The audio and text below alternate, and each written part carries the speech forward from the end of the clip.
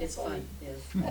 Well, our inspirational reading today comes from 365 Science of Mind, a year of daily wisdom from Ernest Holmes. And today, he tells us, I enter into gladness of living. Give, and it shall be given unto you. Good measure, pressed down, and running over, shall men give into your bosom. Wow. Who would not be a child again? Who would not again have simple faith and childlike trust that somehow or another we seem to have lost along the pathways of human experience? Things crowd in on us until we lose some of the greatest of all gifts, the simple, spontaneous joy of living and the trust in the power of good, which alone is able, ready, and willing to meet all of our needs. Let us then again return to the place of assurance that comes from the simplicity of faith. We thank you, Ernie. So it is. And our speaker this morning is a lady who knows a lot about a lot of things. So new beginnings are something that she knows a lot about because she's had a lot of new beginnings in her lifetime. She lived through some of the most terrible times in our history, the bombings that took place in Berlin. She lived through that. She escaped from East Germany. She came to this country. She's done a lot of things in her life. She's really an amazing lady. And so today she's going to talk to us about the joys of new beginnings. And we know that it's going to be really great. Please help me welcome Reverend Brigitte Heimers.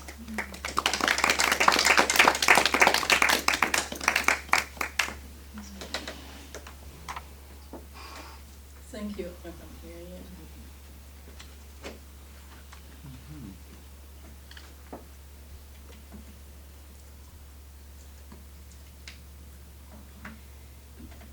Before I start my talk, I found something that I'd like to share with you. It comes from this little booklet called 60 Days of Prayer. And for January 1st, it says, quote, "Start the new year with God. Therefore, if anyone is in Christ, the new creation has come. The old has gone. The new is here." Dr. Norman Vincent Price wrote, quote, "Since the new year will not be any newer than you are, make up your mind that you are going to be new," end of quote. Today is a glorious beginning, a time to focus on a future filled with prayer and praise, service to God and mankind, a future filled with God's presence, guided by His wisdom and empowered by His strength. Father Almighty, this is your new year. Shine your love into my life. Fill me with your peace and encourage me with your promises. And the other one that I'd like to share with you is called by Saint Francis of Assisi. He says, "A prayer for the new year. Lord, make me an instrument of your peace. Where there is hatred, let me sow love. Where there is injury, pardon. Where there is doubt, faith. Where there is despair, hope. Where there is darkness, light. Where there is sadness, joy. A divine master, O divine master, grant that I may not so much seek to be consoled as to console, to be understood as to understand, to be loved as to love. For it is in giving that we receive. It is in pardoning that we are pardoned, and it is in dying that we are born to eternal life." So, the joy of of new beginnings. Well, as you know, this is our theme for this first month of the new year, the joy of new beginnings, which is, of course, also the title of my talk today.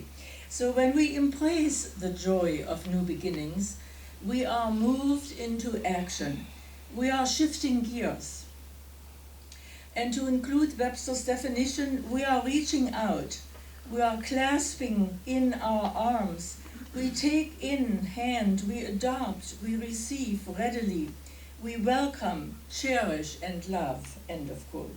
Notice that we are the ones who need to do the embracing. We are the ones who need to welcome new beginnings.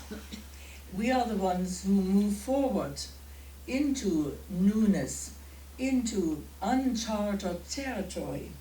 And we are doing it peacefully, with courage, and I would say with tremendous help from our own Christ selves, or I am selves.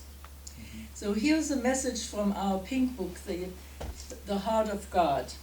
And as you know, this is one of the newest pink books, Channeled Messages of the Present Jesus. On page 12, Jesus says, "Open your mind to new beginnings in your own life. It may not be immediately apparent to you, but there are many types of new beginnings. A new beginning may be a change in your vibrations, some alteration of thought patterns into new, more enlightened ones. A new beginning may be the further releasing of some old hurts or misconceptions. Whatever the new beginning is for you, Spirit is with you to guide your steps into the new beginning. Not only to step into, but the steps of the change themselves. We are aware of areas where your awareness seems to expand. Allowing Spirit to work more easily through you with less conscious effort on your part. As you speak to others, feel how Spirit is working through you to bring peace, harmony, and love to those around you," end of quote. So speaking of release, we already took the first step last week during our releasing service when we let go of anything that we no longer desired in our life. And along with a piece of paper that then usually we shred, that afternoon we released any fears or worries and accepted the love of God within us. So we accepted the power of God to explore new horizons, to look at alternatives, to be aware of and refreshed by the diversity in life and also in our life. And as we move through every day of the brand new year, it is okay to begin anew with an open mind and heart. The good news we receive with an open mind and heart is that we are never stuck in one job. We're never stuck in one place or in our one situation. With God as our guide, we have choices. Excuse me. Divine wisdom guides us in choosing positive, life-affirming alternatives. Knowing we can make choices, we want to refrain from any tendency to look at our day with limited tunnel vision. As we scan the horizons that God opens to us, we consider alternatives that invite us to use our talents and our abilities to new ways. What may have seemed unusual is revealed to be a blessed alternative. God's way is our way as we surrender to the safety and serenity of the infinite Spirit within us. To feel okay, beginning again and again, invites our willingness to change. And we heard this morning about change already. So change is an opportunity for me to experience new adventures. When I'm going through any kind of change, I help myself adjust by remembering the familiar saying that a journey of 1,000 miles begins with a single step. A single step. So I think of change in single steps, one day at a time, rather than in a whole course of events. I am confident, for God is constantly guiding me and giving me the inner strength I need to face change with a sense of adventure. I remember very well my first big adventure at age 21. When I left the comfort and security of my parents' house in East Germany to go to Düsseldorf in West Germany. It was a sort of escape, which I had to prepare very carefully and with a lot of prayer. In those days, a young person in East Germany had no legal means of changing one's residence from East to West Germany. Therefore, I sneaked away via Berlin and from there took a plane. I dared to make that move in order to join the free world with all its opportunities. Two things were most assuring to me at that time. Number one, I had my sister in Hanover, who also had escaped to West Germany several years earlier. And number two, I still spoke the same language. Beginning anew, I still remember the first adjustments to that new environment. As quickly as was possible, I eliminated all my wardrobe which I had brought with me from East Germany, because you could be telling very quickly where it came from. So I purchased West German clothing, which gave me a wonderful feeling of change, a great peaceful feeling of a new beginning.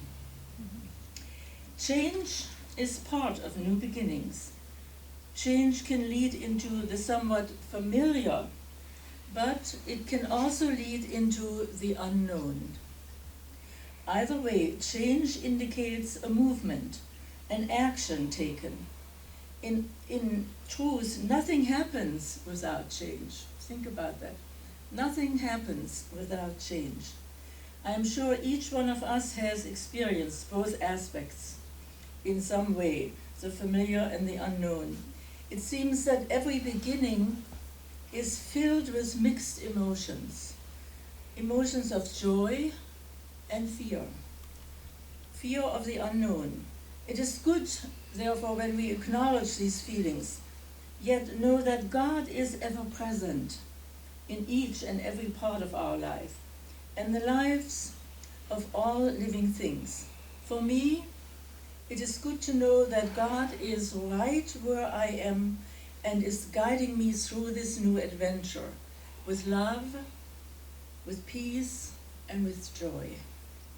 It makes it easier to release any fear or worries and accept the love of God and surrender to the safety and serenity of the infinite spirit. And of course, in our classes here, we learn that time and time again, to really truly call upon your I am self. So my greatest jump into the unknown was the time when I left West Germany in 1960 to come to this country. I had no idea how beautiful my new physical environment was going to be. Here in Southern California, almost always sunshine. I would call it permanent sunshine.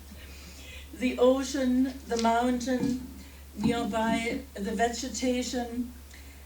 But it also meant social change. First of all, I had to rely on my English, which I had learned for 10 long years in Germany. However, I needed to begin anew by changing from my familiar British English to the American English spoken everywhere in this country.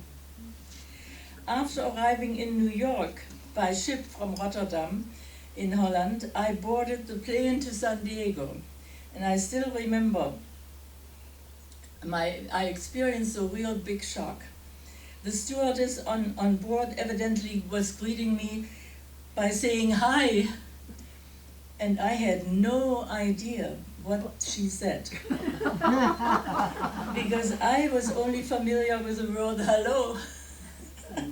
So I dared to smile back using my familiar hello. I had no idea where my educational activities would lead me. So I embraced peacefully my new beginnings, which helped me to earn here in this country the bachelor's degree, the master's, and then the doctorate. In Riverside, it was the doctorate that I earned there. So my relationship with God through TIC connected me to my I am self by name and vibration. And this created a new level of spiritual awareness. In other words, I climbed another ladder in my spiritual quest to serve as a minister for the teaching. In many ways, the teaching of the inner Christ kind of put a handle on many aspects of my spiritual quest. It helped me organize it better, made it more complete, clarified my true desires in the areas of shepherding, of ministering, serving, healing, and many other avenues opened. I know that peaceful beginnings are a necessary part of life, but we also need to be okay with them. For the okay part, I rely on God within to show me the peaceful beginnings that make a positive difference in my life and in the life of those around me. However, change must take place in our thoughts first, before it can be experienced in our outer world. A few days ago, I had a vision about the world. You know, sometimes you get these different visions. I saw many circles within a large circle representing God's wide world. And the interesting configuration was, however, that each of the small circles was not isolated, but the circles overlapped. So one circle and then another one overlapped slightly. And the new spaces created by the overlapping indicated to me the areas of communality. I mean, we have so many things in common that we might often not know or think about it. And all of them are in need of nurturing. We agree that God is the source of all the varieties of creation, and perhaps at some level we truly mean it. But at times we seem to act as if this were not true, since we at times criticize that which is different from ourselves, and we avoid sometimes what we are not accustomed to. I don't know if you have experienced that, but I can remember certain situations in my life. So I close this morning with another quote from Jesus' messages, and this is the book I like very well, as you probably have already heard me say so. It's called The Dawning of the Age of Light, and it's on page 26. And I quote, "Life is meant for joy. Accept joy, live it and spread it. For ages, many people have been somber about their beliefs. Now is the time to give over and be joyful. Feel the beautiful sense of joy which is being poured into you now. Live with it, work with it, play with it, rest in it, absorb it, allow it to fill your being. All things are done more easily when you are joyful." Thank you.